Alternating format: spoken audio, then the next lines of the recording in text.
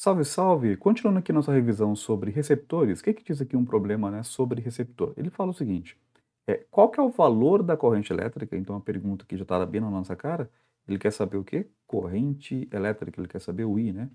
Então, o que mais que ele fala aqui no problema? Que percorre a resistência de um receptor, né? Então já sabemos que é um receptor, né? Já falamos no começo, que são problemas, né, associados a receptores, que possui uma resistência elétrica de 5 ohms, né? Então a gente sabe o Rzinho, e aí ele fala que a força contra a eletromotriz é quanto? É 57 volts, quando ele recebe uma diferença de potencial elétrico de 127 volts, né? Então, ele me dá aqui três informações que eu já vou colocar aqui de ladinho é mais fácil para a gente raciocinar.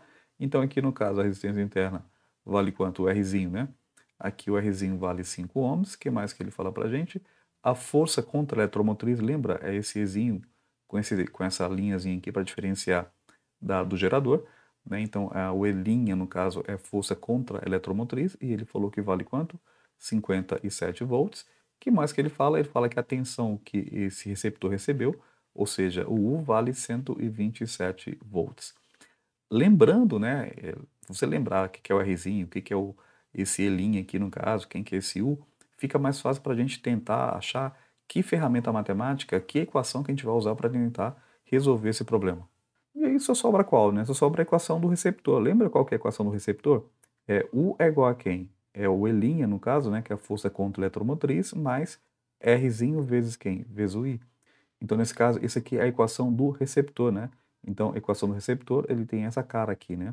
Lembrando, né, não confunda com a equação do gerador, né? A gente confunde muito porque são parecidíssimas.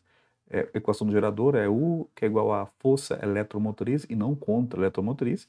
E aqui tem um menos, né? R vezes I. Mas cá para nós, né, não são muito parecidas? A equação do gerador e a equação do receptor.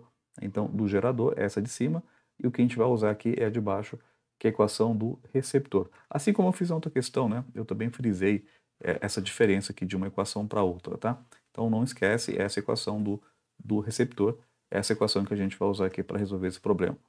Então a tensão aqui no caso, ele falou que vale quanto? 127. A força contra a eletromotriz, ele falou que vale quanto? Vale 57. Aqui no caso, a resistência interna, ele falou que vale 5. E a pergunta do problema é o I, né? Quanto que vale esse Izinho aqui?